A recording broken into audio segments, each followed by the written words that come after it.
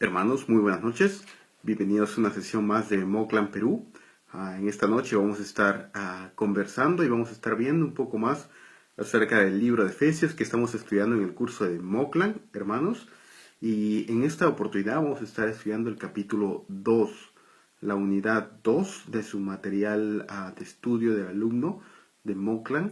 Tiene por título La visión panorámica de la salvación divina y se encuentra en la página 15 de su material de Moclan, la visión panorámica de la salvación divina. Y en esta unidad vamos a estar viendo, bueno, la parte primera antes del principio hasta después del fin, y en la segunda parte vamos a ver los versos del 15 al 23, un poco acerca de la oración de Pablo y también dónde se encuentra Jesús ahora. Vamos a estar también examinando, vamos a dar especial énfasis debido a que es un curso de teología bíblica. Vamos a tratar de examinar la teología bíblica del pasaje y cómo se conecta con la teología bíblica del libro de Efesios. Vamos a ver también un poco, hermanos, debido a algunas preguntas de ustedes, vamos a ver también un poco acerca de la tarea. La tarea que ustedes tenían que realizar en esta semana se trataba de el análisis de un sermón.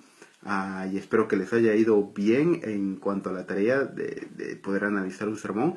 Y vamos a poder ver también algunas de las maneras como teníamos o tenían que haber llevado a cabo la tarea. Y yo creo que para algunos de ustedes es nuevo esto de analizar un sermón. Hermanos, yo creo que incluso para aquellos que predican a veces no le prestan mucha atención, por ejemplo, a la sincronización entre la introducción y la conclusión, o la idea central del sermón con la idea central del pasaje, o la idea central del pasaje con la teología bíblica del libro, o mucho menos con la historia de la redención como tal.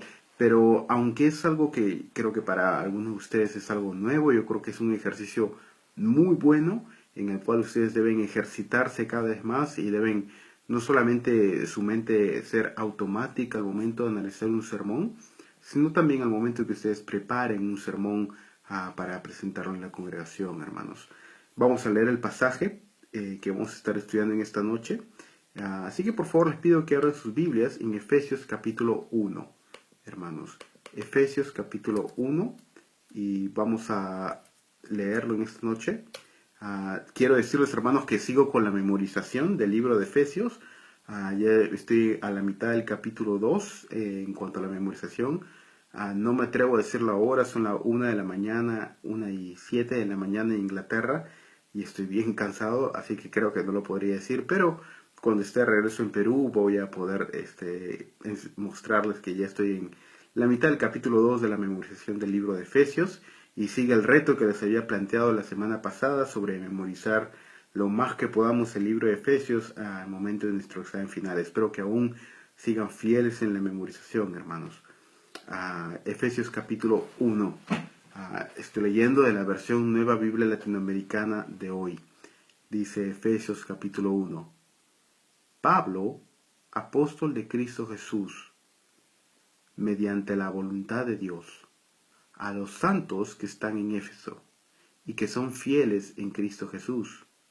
Gracia y paz a ustedes, de parte de Dios nuestro Padre y del Señor Jesucristo. Bendito sea el Dios y Padre de nuestro Señor Jesucristo, que nos ha bendecido con toda bendición espiritual en los lugares celestiales en Cristo. Porque Dios nos escogió en Cristo antes de la fundación del mundo, para que fuéramos santos y sin mancha delante de Él. En amor nos predestinó para adopción como hijos para sí mediante Jesucristo, conforme a la buena intención de su voluntad, para alabanza de la gloria de su gracia, que gratuitamente ha impartido sobre nosotros en el amado. En Él tenemos redención, mediante su sangre, el perdón de pecados según las riquezas de su gracia, que ha hecho abundar para con nosotros en toda sabiduría y discernimiento. Y nos dio a conocer el misterio de su voluntad, según la buena intención que se propuso en Cristo Jesús, con miras a una buena administración en el cumplimiento de los tiempos, es decir, de reunir todas las cosas en Cristo, tanto las que están en los cielos como las que están en la tierra. Verso 11. También en Él hemos obtenido herencia, habiendo sido predestinados según el propósito de aquel que obra todas las cosas conforme al consejo de su voluntad, a fin de que nosotros, que fuimos los primeros en esperar en Cristo, el Mesías, seamos para alabanza de su gloria.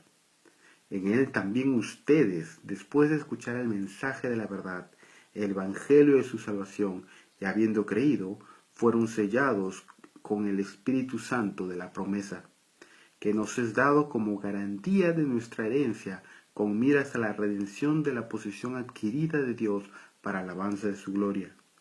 Por esa razón también yo, habiendo oído de vuestra fe en el Señor Jesús, que hay entre ustedes, y de su amor para con todos los santos, no ceso de dar gracias por ustedes, mencionándolos en mis oraciones. Pido que el Dios de nuestro Señor Jesucristo, el Padre de gloria, les dé espíritu de sabiduría y de revelación en un mejor conocimiento de Él. Mi oración es que los ojos de su corazón les sean iluminados, para que sepan cuál es la esperanza de su llamado, y cuáles son las riquezas de la gloria de su herencia en los santos, y cuál es la extraordinaria grandeza de su poder para con nosotros los que creemos, conforme a la eficacia del poder de su fuerza. Este poder obró en Cristo Jesús cuando lo resucitó entre los muertos, y lo sentó a su diestra en los lugares celestiales, muy por encima de todo principado, autoridad, poder, dominio y todo nombre que se nombra, no solo en este siglo, sino también en el venidero. Y lo sometió todo bajo sus pies, y a él lo dio por cabeza por sobre todas las cosas a la iglesia, la cual es su cuerpo, la plenitud de aquel que todo lo llena en todo. Amén. Es la palabra del Señor. El capítulo 1 de Efesios es una introducción majestuosa al contenido teológico del libro. Es una descripción trinitaria de los propósitos de Dios antes de la fundación del mundo, en la actualidad y en el futuro. Efesios capítulo 1 es una introducción, es casi como un águila elevándose por los cielos y viendo todo el panorama montañoso con una visión panorámica. Algo así es Efesios 1. Se eleva por sobre todo lo demás y puede observarse todo el obrar panorámico de Dios, no solo en la carta, sino en toda la historia de la humanidad. Efesios capítulo 1 toca temas teológicos que van con el centro mismo del cristianismo. Está estructurada de manera trinitaria. Comienza con Dios el Padre, el cual elige y predestina llevar a cabo un plan específico en la eternidad pasada. Luego este plan es llevado a cabo en tiempo a través del Hijo y es ejecutado en la vida del creyente a través del Espíritu Santo. De esta manera, las tres personas de la Trinidad, Padre, Hijo y Espíritu Santo, intervienen antes de la creación del mundo, en la actualidad, en la cruz del Calvario y en la actualidad, llevando creyentes, llevando pecadores a Dios en Cristo Jesús. Y al mismo tiempo, todo este proceso, a veces es lo que se le conoce como la historia de la salvación, bueno, el pacto de la redención, que es la obra de Dios antes de la fundación del mundo, luego lo que se conoce como el pactus salutis, que es lo que se ejecuta en la historia, y el ordo salutis, hermanos. Y Efesios capítulo 1 describe estos tres de una manera espectacular. Así que sin más demora vamos al capítulo 1 de Efesios y vamos a ir viendo una exégesis del capítulo y vamos a ir haciendo también algunos comentarios teológicos sobre el mismo, hermanos.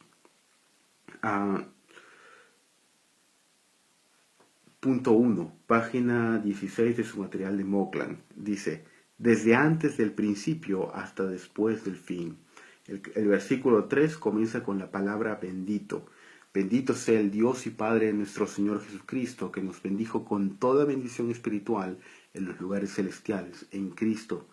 Y marca el comienzo de una oración extensa, 202 palabras que van desde el versículo 3 hasta el versículo 14. Es una sola oración en griego. Los versos 3 al 14 es una sola oración en la cual Pablo expresa todo lo que está dentro de su corazón y mente en una sola oración sin parar.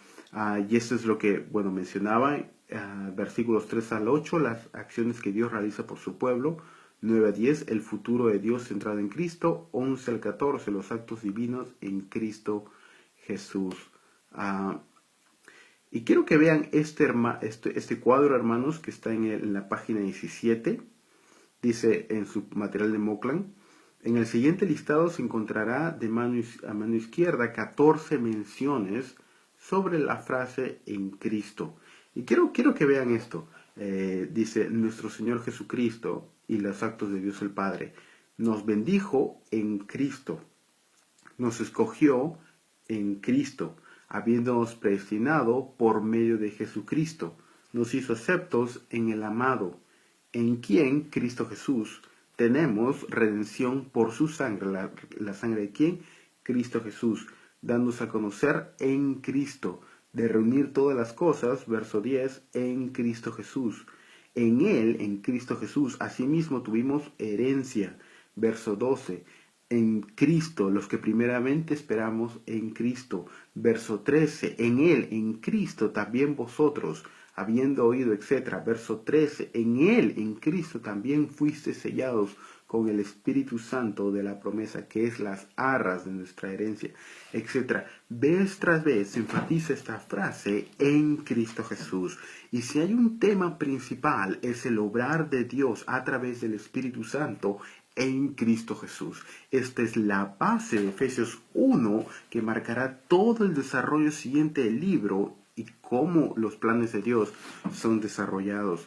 Pero quisiera mencionar a manera de excursus a qué se refiere Pablo cuando habla en Cristo. Y debemos mencionar algo, hermanos. La frase que usualmente Pablo usa para referirse a los creyentes es en Cristo Jesús. Pablo no se refiere a los creyentes como Pedro lo hace, como peregrinos, por ejemplo. No se refiere a los creyentes como cristianos. Se refiere primariamente a los creyentes como en Cristo, o en Él, o en el amado, o en el Hijo, etc. ¿Qué significa esta frase, hermanos? ¿Y cuál es la importancia de todo lo que Dios hace, las bendiciones? Hemos sido... Lean una vez más el pasaje, versos 3 al 14. Tengan su Biblia abierta. Fíjense todo lo que Dios hace en Cristo. Nos bendijo en Cristo, nos escogió en Él, por medio de Jesucristo, nos hizo aceptos en Cristo. Hermanos, si hay algo que tenemos que entender dentro de la salvación que Dios ejecuta y que es imperdible del pasaje, que vez tras vez, Pablo lo repite más de 200 veces en sus epístolas. Pablo se refiere al creyente como estando en Cristo, de su identidad primaria. ¿Y qué se refiere a esta frase en Cristo? Bueno, todo lo que Dios hace a favor del creyente lo hace a través de Cristo Jesús. Sin Cristo Jesús, lo único que queda para el creyente es justicia plena por sus pecados. En Cristo Jesús, toda bendición que Dios nos la da por estar en Cristo Jesús. Y eso es importante, hermanos, porque justificación es una consecuencia de estar en Cristo Jesús. Santificación es una consecuencia de estar en Cristo Jesús. Todo lo que Dios hace, el regalo del Espíritu Santo es a través de Cristo Jesús. De tal manera que sin Cristo Jesús no hay ninguna bondad o ninguna riqueza que nosotros experimentemos de parte de Dios. Ahora, ¿qué quiere decir esto, hermanos? Que una persona, toda bendición, incluyendo justificación, santificación, etc., son consecuencias de estar en Cristo Jesús. No es que yo soy justificado y luego soy incluido en Cristo Jesús. Es que yo soy incluido en Cristo Jesús. Como consecuencia de ser incluido en Cristo Jesús, soy justificado. Mi unión con Cristo es la base de todo lo que Dios hace en el orden de la salvación, en la salvación de Dios, hermanos. Esto tiene implicancias muy importantes, por ejemplo, el momento de predicar el Evangelio. nosotros vamos a Dios, y para entender esto, hermanos, Dios no nos da salvación como tal. No es que Dios te da salvación. Esto es algo erróneo. No es cuando nosotros presentamos el Evangelio, no es que Dios te da salvación. Dios te da una persona. Dios te da a Cristo Jesús. Y como consecuencia de estar unido a Cristo Jesús es que obtienes salvación. ¿Te das cuenta la diferencia? No es que obtienes salvación y como consecuencia de tener salvación, bueno, una llave es Cristo. No, es que Dios te da a Cristo Jesús. Y una vez que estás en Cristo, todas las bendiciones que vienen con Cristo son puestos a la cuenta del creyente y todo el pecado del creyente es dado a Cristo Jesús. Eso es lo que se conoce como la doble imputación de justicia. Y este es un concepto importantísimo que está en el centro mismo del cristianismo. Este es en el centro mismo de la fe evangélica. Todo lo que tenemos lo debemos a Cristo Jesús, hermanos. A veces la manera como se predica el Evangelio, se invita a los creyentes a: ¿quieres tener perdón de pecados? ¿Quieres ir al cielo? ¿Quieres dejar de sufrir? ¿Quieres tener una conciencia limpia? Y la respuesta es absolutamente sí. Pero si una persona quiere esto sin Cristo, entonces no es cristiano. Porque el diablo puede dar muchas de estas cosas. El diablo puede dar paz, entre comillas, al menos temporal. El diablo puede dar muchas de las cosas que aparentemente Cristo también. Y este es un error, hermanos, porque mucha gente se acerca a la mesa del Señor, no por el Señor de la mesa, sino por lo que encuentra servido en la mesa. Y esto es típico de los predicadores de la prosperidad y de mucho del cristianismo en la actualidad. Estamos en Cristo Jesús y como consecuencia de esto, todas las bendiciones de Dios nos son dadas, incluyendo la predestinación. Y es por esto, esta es la razón primaria por la que soy infralapsario en lugar de supralapsario, o mejor dicho, sublapsario en lugar de supralapsario, cuando entren a la discusión entre supralapsarianismo, infralapsarianismo y sublapsarianismo en relación al decreto. Yo creo que el Lordus Salutis en relación a estar en Cristo Jesús es uno de los argumentos más fuertes por los cuales la mayoría de teólogos en la historia se han inclinado al infralapsarianismo.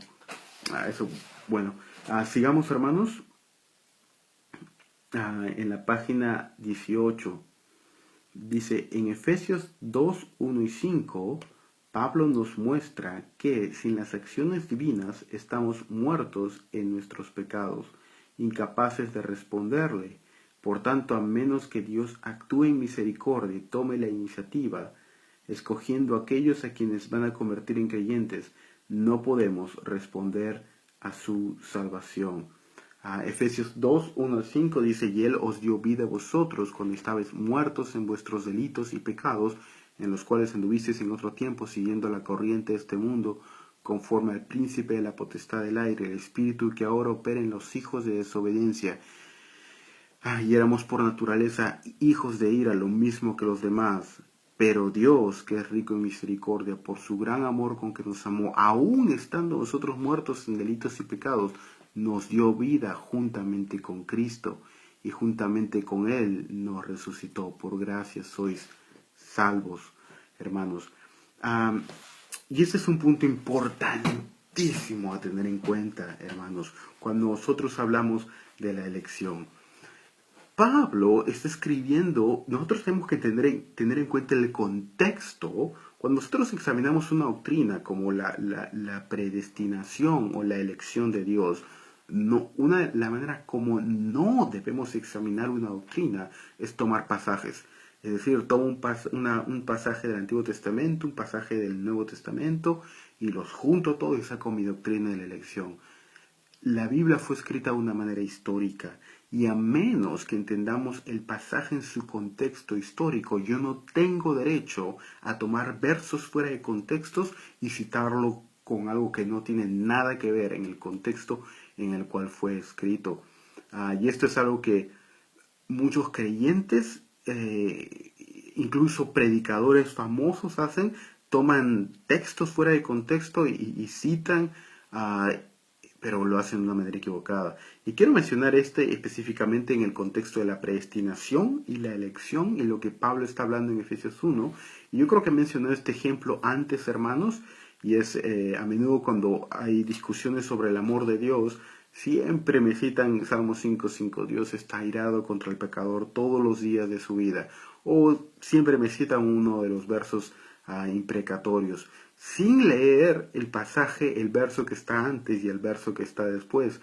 Y viene a mi mente el verso en el Salmo donde dice, bienaventurado será el que, hablando de los israelitas en relación a los babilonios, a los cananeos, bienaventurado aquel que tome tus hijos pequeños, tus hijos de leche, es decir, los bebés, y estrelle su cabeza contra la peña, porque Dios está airado contra el pecador todos los días de su vida. Y citan la segunda parte, Dios está airado contra el pecador todos los días de su vida, pero ¿quién es el pecador al que se refiere en el Salmo? Está hablando de toda la humanidad, está hablando específicamente de los cananeos, está hablando de un juicio escatológico, se está refiriendo a protología, y es lo mismo cuando hablamos de la discusión de la predestinación y de la elección de Dios. Creo que los que, tanto aquellos que tienen una percepción calvinista, en relación a la elección, como aquellos que tienen una persuasión arminiana, ambos son igualmente culpables de mal usar textos de las escrituras para justificar una posición teológica cuando el texto no tiene que ver. Ahora, vamos a estudiar lo que Pablo está diciendo aquí sobre la elección, y yo creo que es indubitable los argumentos que Pablo está usando, pero debemos entenderlo de acuerdo al contexto en el cual Pablo está hablando. Pablo está escribiendo esta carta probablemente 7 u 8 años después de haber estado en Éfeso. Nosotros recordamos, Éfeso es conocida y es una iglesia primariamente gentil. Es una iglesia primariamente gentil, pero también tiene un buen número de judíos. Una de las cosas que fue predominante en Éfeso, y se mencionó la semana pasada, fue la tremenda idolatría que había en la ciudad. Y esto era conocido, ustedes recuerdan, grande Diana de los Éfesos, grandes Diana de los Efesios. Y ustedes recordarán que Diana o Artemisa era el nombre principal de la diosa de Éfeso, y había un templo muy grande consagrado a la diosa Artemisa o Diana, con prostitución divina, etc., consagrada a ella. Ustedes recordarán también que cuando Pablo está en la ciudad de Éfeso, Hechos 19, 20, 21, etc., hay una gran conmoción demoníaca. Recuerdan, los hombres que son poseídos por estar exorcizando, a la mujer gritando, los demonios, etc. Y era una ciudad continuamente involucrada en poderes demoníacos y poderes ocultos.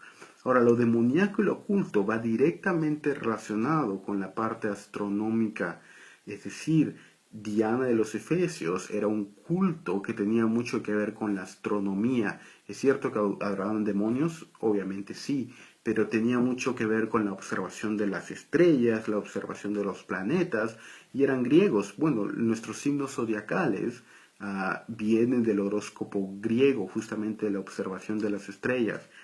Y dentro de la concepción griega había el concepto de que, y aún en la actualidad hay muchas personas que creen esto, que todo está predestinado y está determinado por el azar y el fatalismo escrito en el cosmos.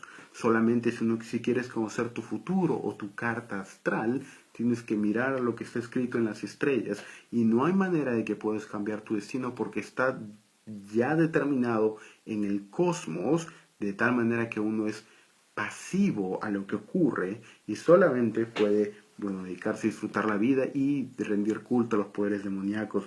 Es esta noción justamente la que Pablo está contradiciendo en Efesios capítulo 1. No, Pablo está diciendo, su destino, la vida del creyente, no está determinada por el azar. No, la vida del creyente no está determinada tampoco por los dioses griegos.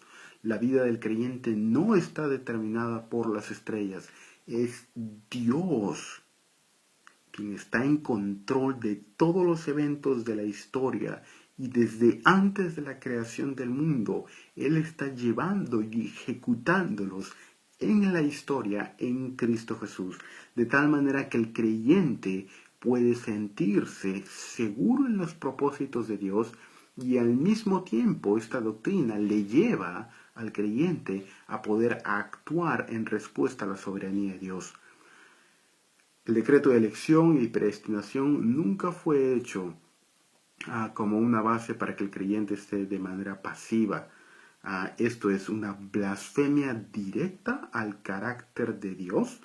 El hecho de decir, bueno, Dios tiene todo bajo control, por lo cual no debo ir a evangelizar, o Dios tiene todo bajo control, por lo cual no debo orar, o Dios tiene todo bajo control, por lo cual no debo evangelizar.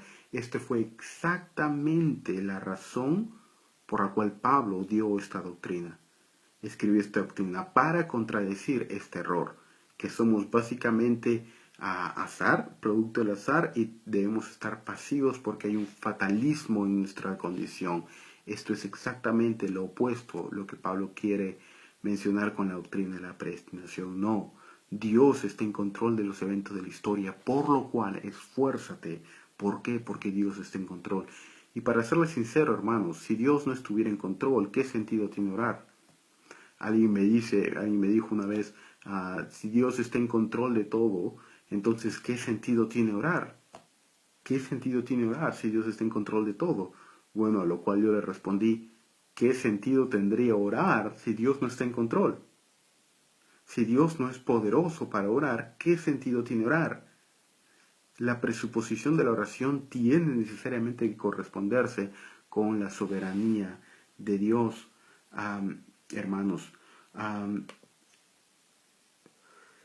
esto también es importante porque Pablo está respondiendo a circunstancias específicas y a menos que entendemos el contexto de la carta no podemos entender lo que Pablo está mencionando en relación a la predestinación y la elección de Dios.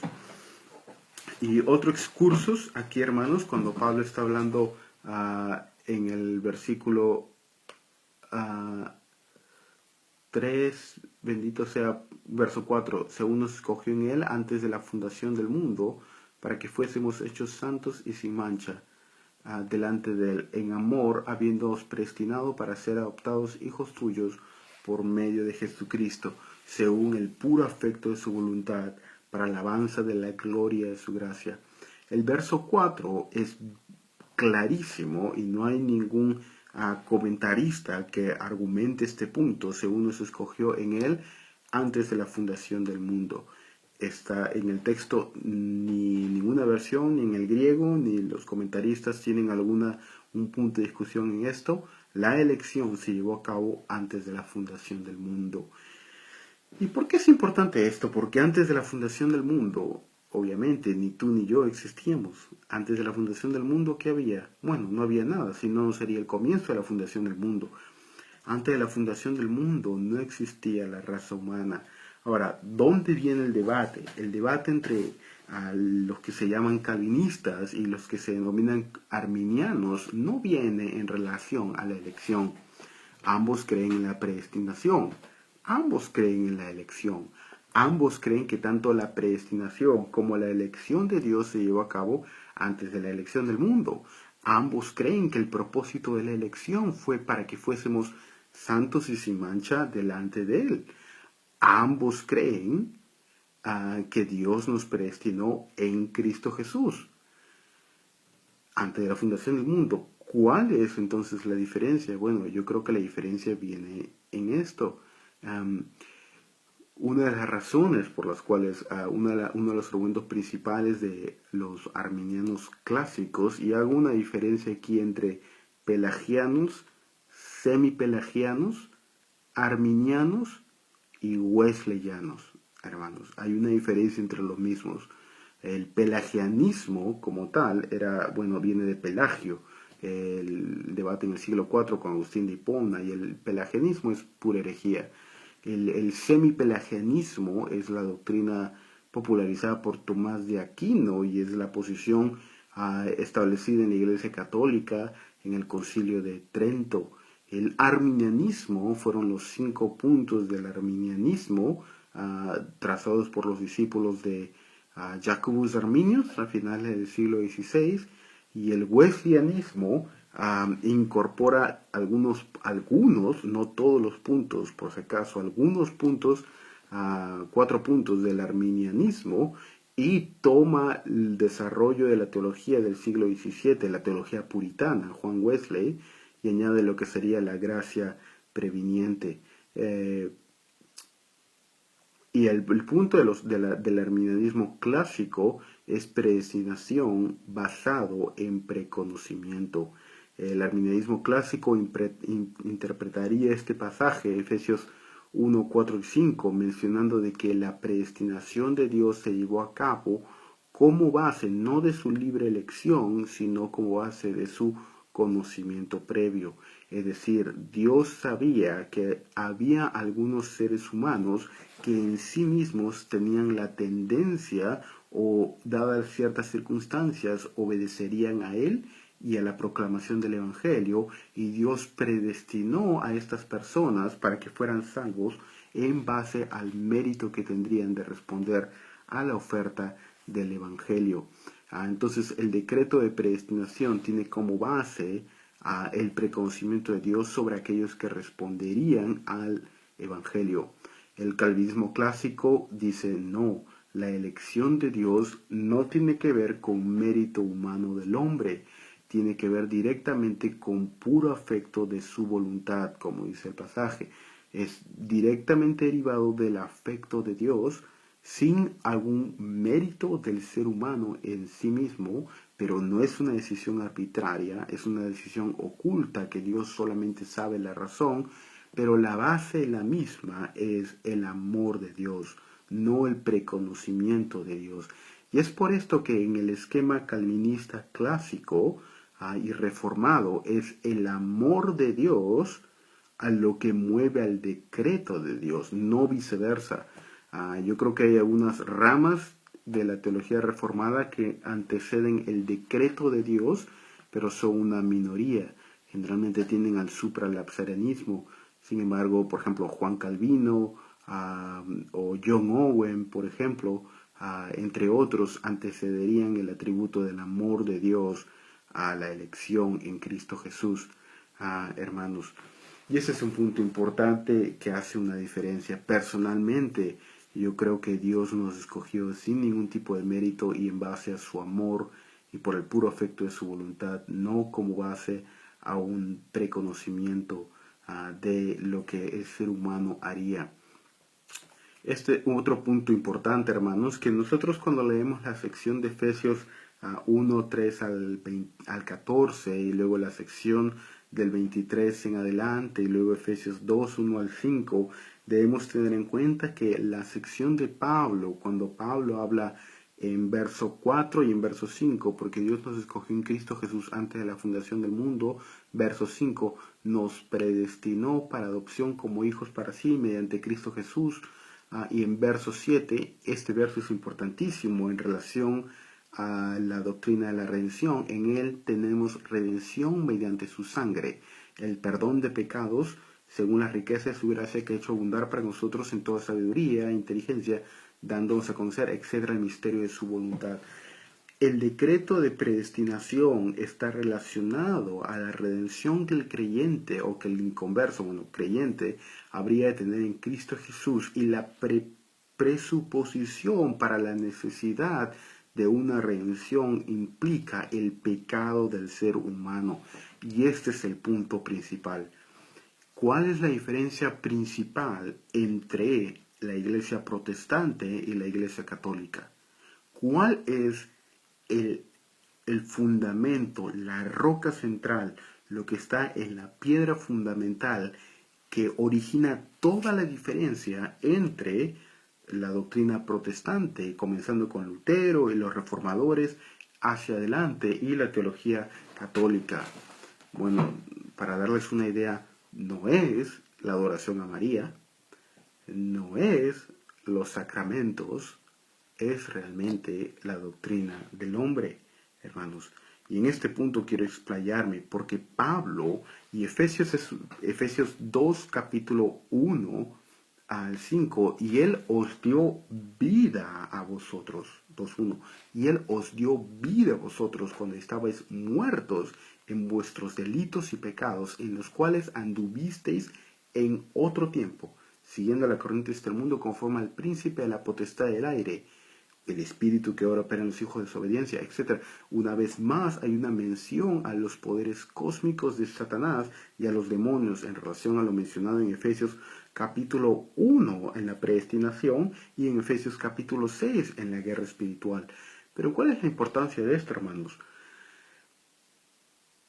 Que si uno no cree en la completa inhabilidad del hombre para salvación, o lo que se conoce como que el pecado ha afectado completamente a lo que se conoce como pecaminosidad global, afectación total o depravación total, depende del compendio que sigan de teología sistemática, entonces no tiene sentido hablar de predestinación basado en la pura gracia de Dios. ¿Por qué? Y aquí quiero explicar un poco la doctrina católica sobre este punto. Fue Tomás de Aquino el que desarrolló este punto, hermanos, y este fue el trabajo, la teología medieval con la que Lutero estaba trabajando en el siglo XVI era directamente derivada de Tomás de Aquino y Gabriel Biel, lo que se conoce como la vía moderna. Gabriel Biel fue un teólogo del siglo XV, y bueno, el punto desarrollado por Tomás de Aquino fue que el ser humano fue básicamente creado en un estado neutro. El ser humano fue creado en un estado neutro, aquí.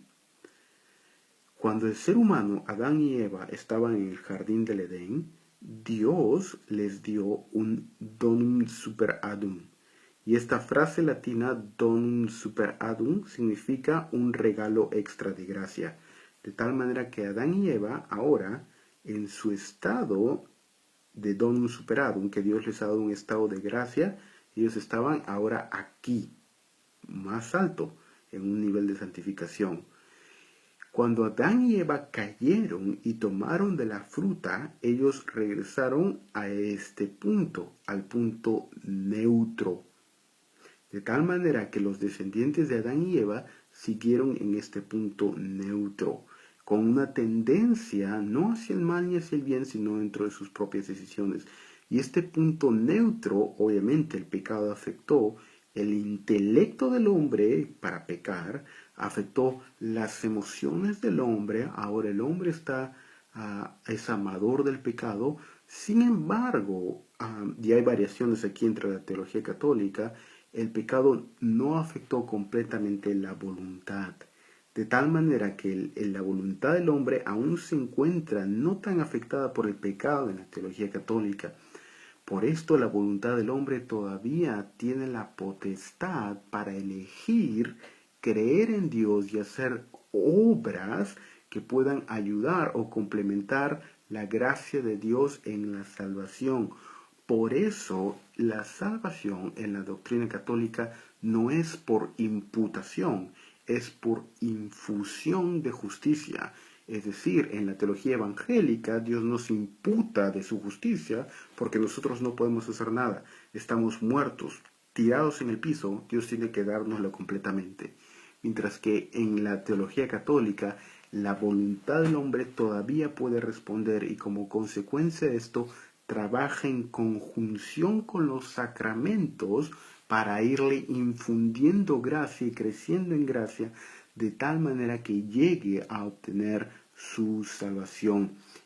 Lutero mencionó, no, el hombre está muerto en sus delitos y pecados, y si está muerto en delitos y pecados, necesariamente la salvación tiene que ser completamente dada de Dios, porque el hombre se encuentra muerto, y esta muerte o incapacidad está relacionado en el intelecto del hombre, es decir, sus pensamientos han sido afectados por el pecado, en los sentimientos del hombre, y esta división voluntad, sentimientos e intelecto fue en primer lugar desarrollada por Agustín de Hipona, y Lutero era monje agustiniano y está trabajando bajo estos preceptos, pero bueno, Lutero mencionaba que el intelecto está dañado, los sentimientos, y aquí es el punto clave que nos distingue como protestantes.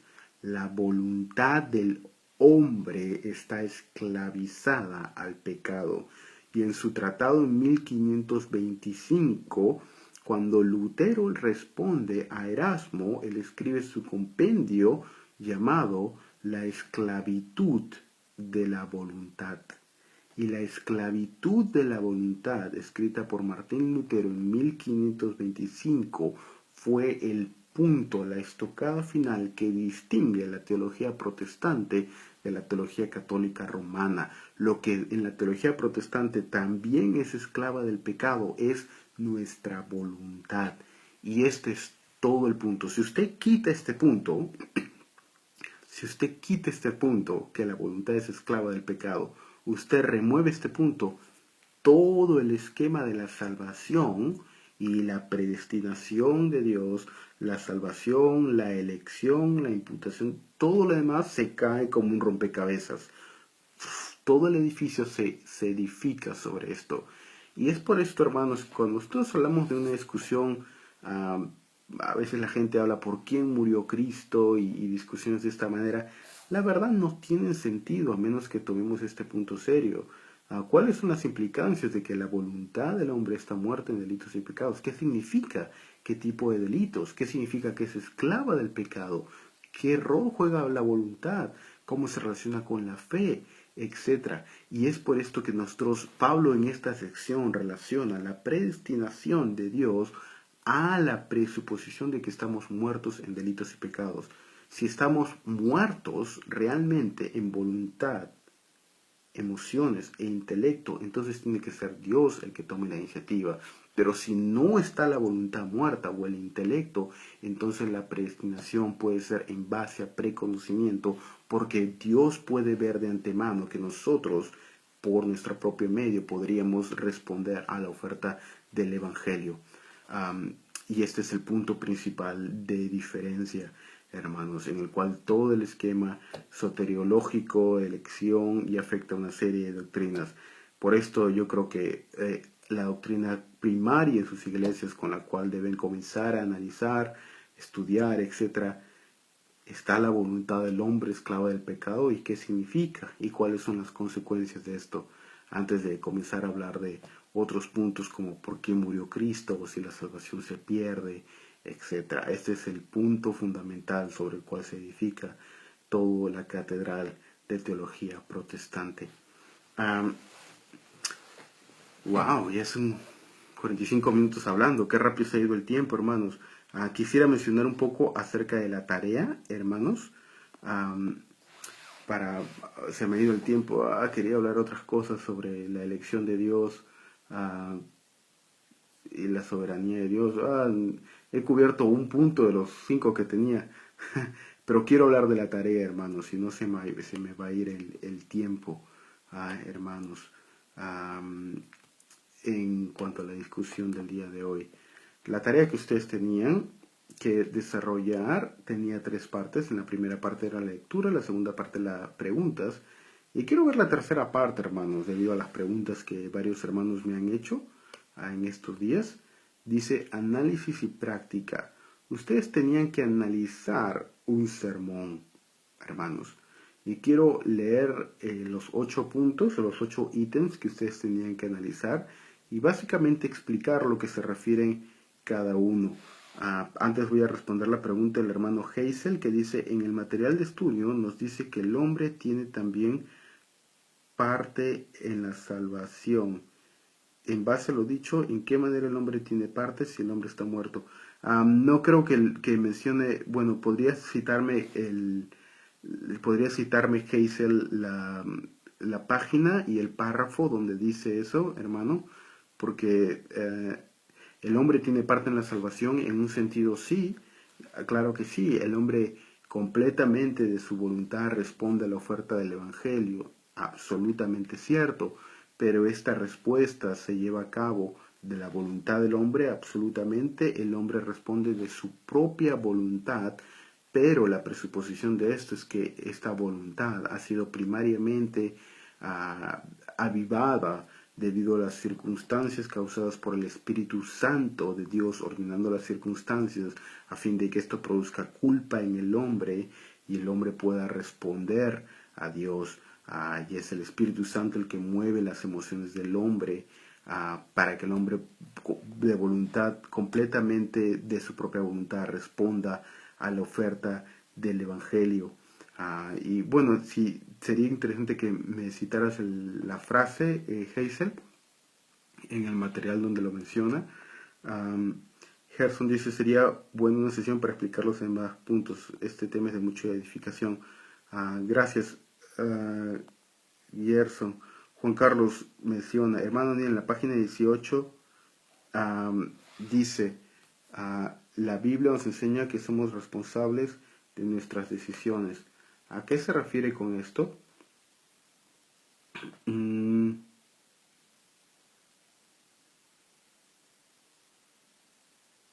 Oh, ya. Pablo muestra que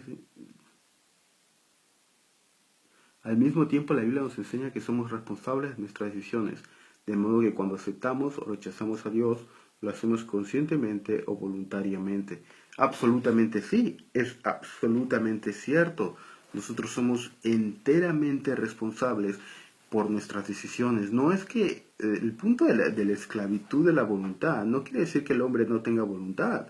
El hombre, claro que tiene voluntad, el hombre toma decisiones racionales. No es, a veces este punto yo creo que también es un punto que yo creo que mucho de la doctrina calvinista en la actualidad es una distorsión realmente, y yo creo que hay algunos predicadores que son muy populares en la actualidad y que se llaman a sí mismos reformados. Yo creo que lo que citan es una distorsión de la doctrina reformada en muchos puntos, enseñando un punto que realmente es un énfasis en la inhabilidad del hombre, o lo que es la completa depravación del hombre. No es que el hombre es tan malo como pueda ser, sino que no el hombre, la voluntad del hombre está esclava de su propio placer y de su propio pecado. Ahora, nosotros tomamos decisiones completamente dentro de nuestro propio albedrío, en un sentido, aunque nuestro albedrío está influenciado y es esclavo del pecado. Nosotros somos amantes del pecado, nos gusta pecar, y es Dios quien tiene que trabajar nuevos afectos en nuestra voluntad, a fin de que nosotros podamos comenzar a apreciar cosas que antes no apreciamos y comenzar a amar y actuar de manera diferente. La manera como actuamos es una consecuencia de lo que amamos. Nuestro intelecto justifica aquello que nuestro corazón ama. Amamos aquello que nos da placer, y nos da placer aquello que es como nosotros. Por eso es que un drogadicto ama la droga, porque la droga es un espejo de quién es. Ama aquello que le da placer, y le da placer a aquello que es como sí mismo. ¿Por qué? Porque es amador de sí mismo. Dios se ama a sí mismo supremamente, por eso ama al Hijo, porque el Hijo le da placer, y el Hijo le da placer porque el Hijo es como Dios Padre, porque ambos son uno y ambos son parte de la divinidad. En el caso del hombre es el intelecto el que justifica aquello que el hombre decide que le da placer. El intelecto humano es un esclavo al placer del mismo hombre, y esto es la esclavitud de la voluntad en términos de Lutero. Pero el hombre todavía piensa, el hombre todavía razona y usa su voluntad, pero lo usa para complacerse a sí mismo en lugar de complacerse a Dios. Y esta es la diferencia. No quiere decir que somos robots sin ningún tipo de albedrío o sin ningún tipo de conciencia. No, quiere decir que nuestras decisiones naturalmente son para complacernos a nosotros mismos en lugar de para complacer a Dios. Y esta es la esclavitud de la voluntad. Y es eso en lo que se refiere Juan Carlos en cuanto a nuestras decisiones. Somos completamente responsables porque actuamos completamente en nuestra propia voluntad, y la persona elige en un sentido odiar a Dios cada vez. No tiene que odiar a Dios. El problema no está en que el hombre no pueda venir a Dios, el problema está en que el hombre no quiere venir a Dios. No es que Dios está refrenando al hombre de venir a Él. El problema no es en Dios, el problema es en el hombre. No es que el hombre no pueda venir a Dios, es que no quiere venir a Dios. Y no quiere venir a Dios, por eso no puede venir a Dios. Cada vez que se usa la palabra en Juan, por ejemplo, Juan capítulo 6, etcétera, cuando se usa la palabra dunamis en referencia a la voluntad del hombre, y este poder está directamente relacionado con los afectos del hombre en su voluntad, es decir, no puede porque no quiere. El problema es en cuanto a los sentimientos del hombre. El hombre no quiere a Dios, no es que no pueda venir a Dios, es que no quiere y nunca va a querer porque es amador de sí mismo supremamente, porque busca su placer. Y esto es importante entender, hermanos, en relación a los sentimientos, intelecto y voluntad del ser humano y la psiquis del hombre. Me quedan 5 minutos y quiero mencionar un punto o dos sobre la tarea. Antes de seguir hablando de predestinación, ahí solamente fue una parte pequeña que hablé de predestinación, que es la derivada de este pasaje. Quería también hablar del pasaje de Romanos 9, a Jacob amé, y a Esaú aborrecí, que se usa de una manera mala muchas veces y que está directamente relacionado con Israel. Es Israel igual que la iglesia, es la iglesia igual que Israel, ha reemplazado a la iglesia, Israel, a Dios ha creado un nuevo pueblo de Israel y la iglesia, etc. Yo creo que muchos de los errores se debe a que se entiende Romanos 11 sin entender Romanos 9. Es una sola narrativa. Más preguntas. Pedro Ávila, lo siento. César Vidal, en la página 19 se dice también que las potestades se unirán a Cristo. ¿A qué se refiere?